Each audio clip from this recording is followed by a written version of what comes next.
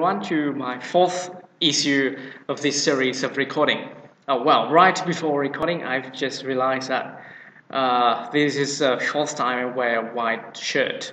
Well, next time maybe I'll try to wear another color to look better. Well, I think that's not a big deal. Today, I think the format will be changed a little bit. There'll be two parts for today's session, today's issue. In the first part, I will talk about part 2 IELTS topic proposed by Ngọc Nguyễn Như, right? Okay, can call her Ngọc. Describing your favorite musical instrument. And part 2, I will spend a few minutes on, sharing my opinion about another question asked by B. Jolly. Well, it's not part of an IELTS test, but then it's just, extra sharing.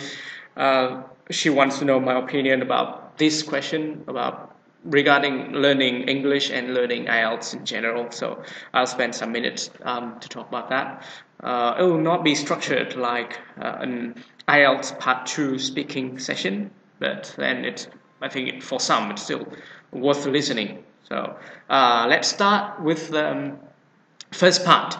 As usual, I need to set up the timer, 2 minutes for it. Well, you know the drill, so I don't need to show you the timer that I have here. I will talk for 2 minutes about this topic. Describe your favorite musical instrument. What is it called?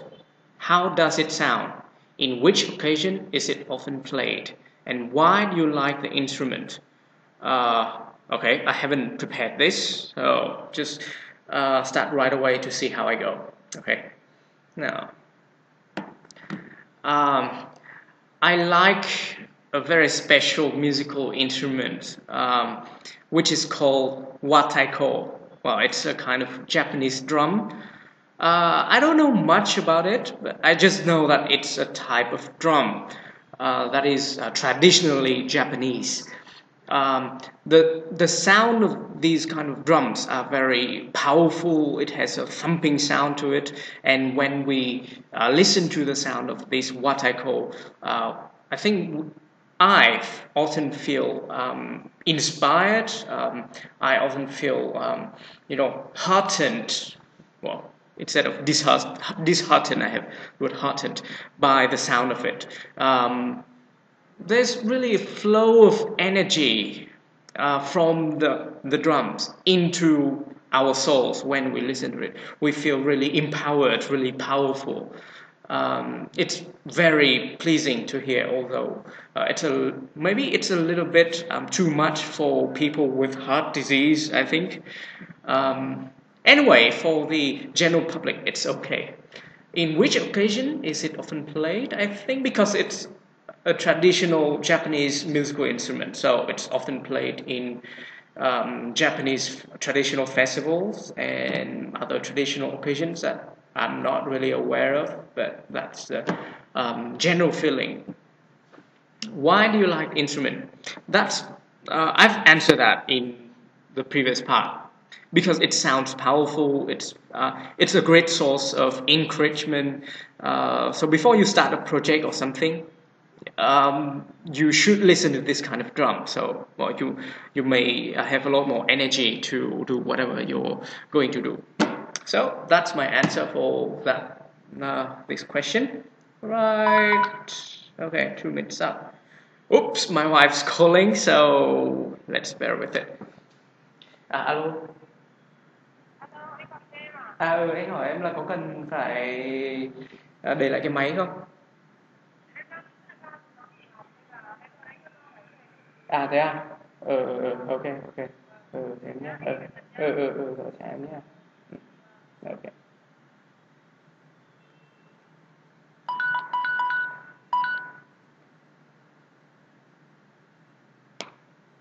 Okay, sorry for that. I think I must cut it out. So where were we? Okay, so that's the first part. I did that in exactly 2 minutes. So that's good. Now we come to the second part of our issue today. I will answer this question. The question is pretty long. I will write it in the description section and I will read for you right here, right now.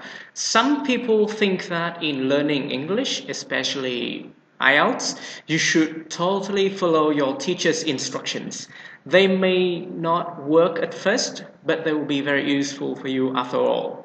However, others believe that you should not be satisfied with information that people give to you. Never stop questioning. So, what should we IELTS warriors do? Well, I have to say that in the question there are mistakes here and there, but that's not a problem. You know the general message in the questions, I think. So B wants to ask that what should we do when we study for IELTS or study English in general? Should we follow teacher's guidance, well, totally, 100%, or should we, go elsewhere and find more information, find more sharings from other people, not just teachers, to add on to to our array of skills, to our range of skills. So my answer to this problem, as well as many other problems, is that we need a balance between different ways. So in this situation, it's the two ways, two approaches. So on the one hand, I think we should utilize teachers' experience, teachers' expertise in teaching English and in the language itself. So we know what's good, what's ideal. So I think all students can pick up strategies that suit them.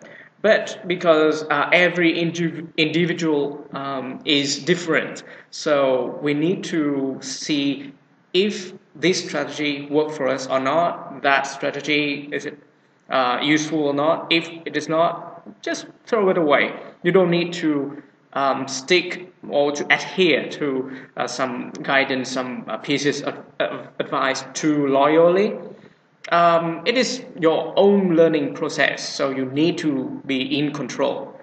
I think you should act like a filter in ways that you adopt the good things, but you reject, bad things or bad advice.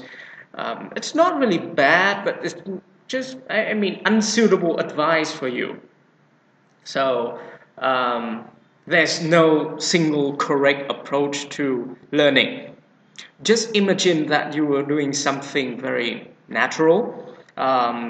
Think of English as if you are studying Vietnamese for the first time when you were younger. You don't just listen to your parents talking. You do not just listen to their advice.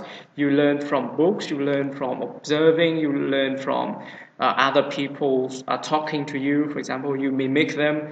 So you should have a rich and flexible approach to study language, or any language for that matter.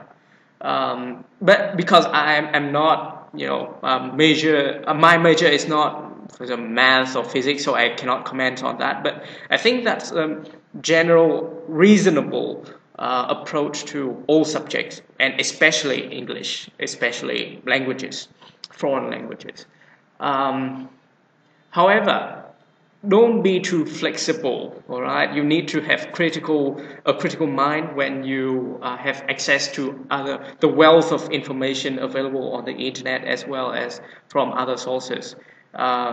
So you can proactively go out there and look for useful information, useful sharings, and then maybe you bring it back to get some advice from a teacher or a friend that you think they are qualified enough to give you comments on the sources that you found. So that's some of my ideas on this particular question. If you still, especially B. Jolie, if you still want to ask anything, you want me to clarify anything in my answer, I'm willing to do so. Just tell me.